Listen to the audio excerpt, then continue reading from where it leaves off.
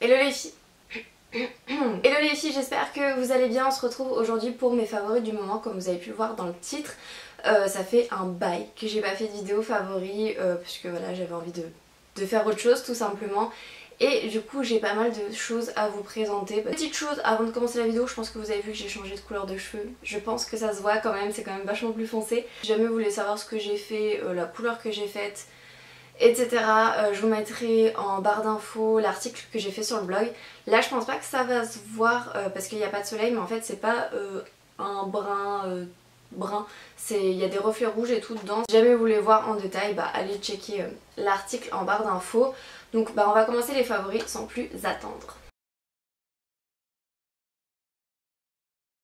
Si jamais je parle un peu du nez ou que j'ai une voix un peu bizarre, c'est parce que je commence à être malade, hein. Juste pour info.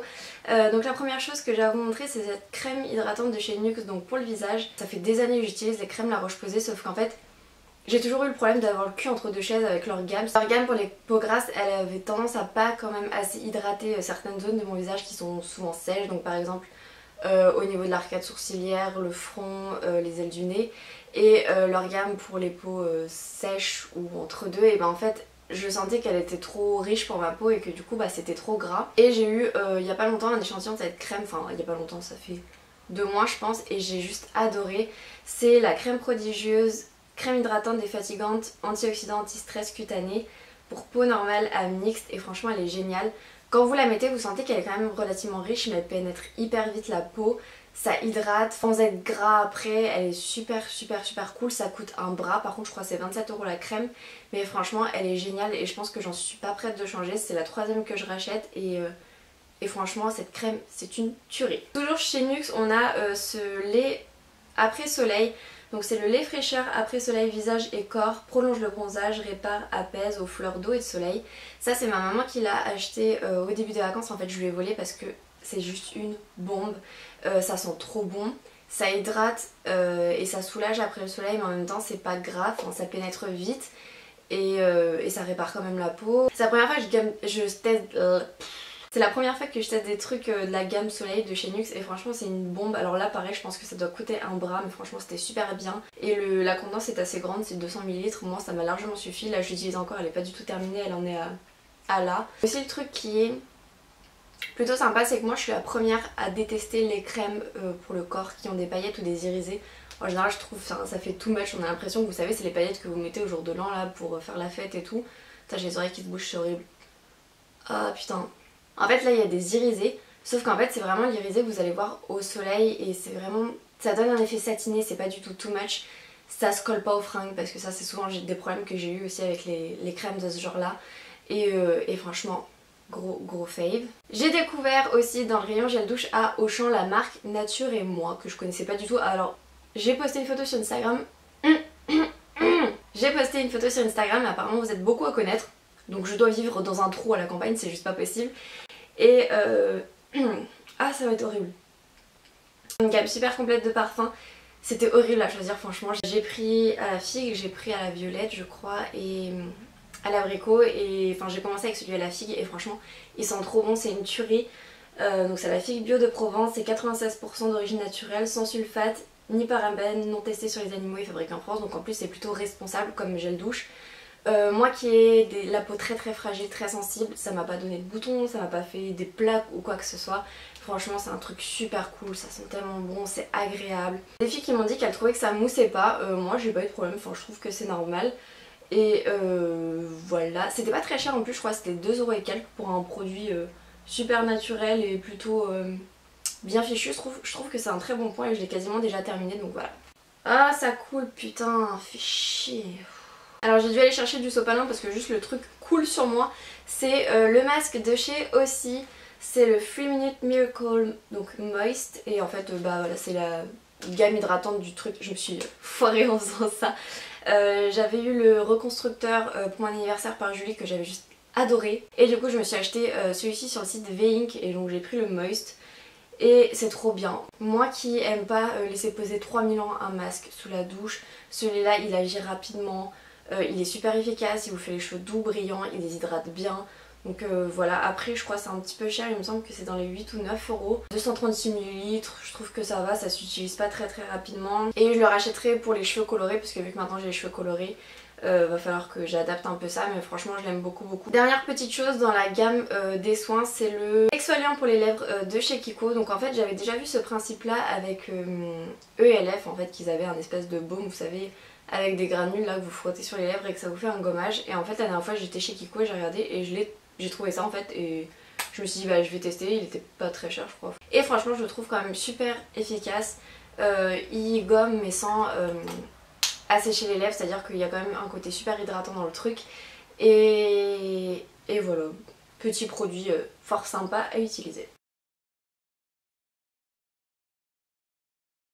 Dans la catégorie maquillage, là encore j'avais une tonne de favoris, franchement je me suis carrément limitée parce que je me suis dit sinon ça va être mort, la vidéo va durer 40 minutes. Première chose que j'ai à vous montrer, c'est la Semi Sweet Chocolate Bar de chez Too Faced.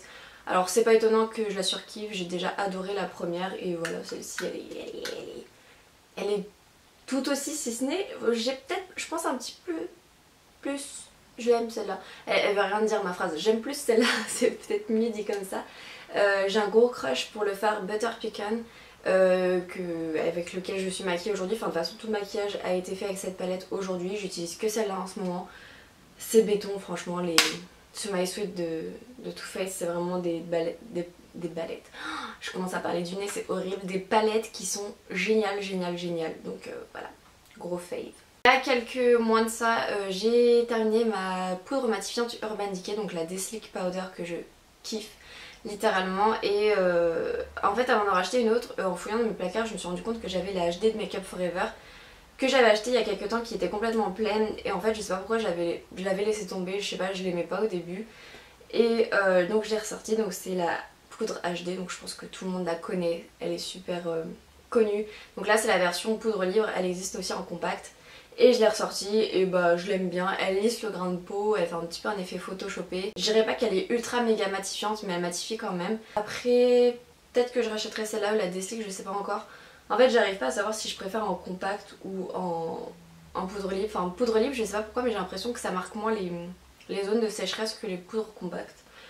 Donc voilà, et si jamais vous voulez la tester avec Sephora là qui ont sorti leur miniature, vous savez, pour les vacances d'été, il existe un mini format de celle-ci à 15 €, donc la normale coûte 30 €, donc si jamais vous voulez tester ça peut valoir le coup d'acheter la petite. Là encore pas étonnant que ce soit dans mes favoris, c'est le fond de teint Born This Way de chez Too Faced.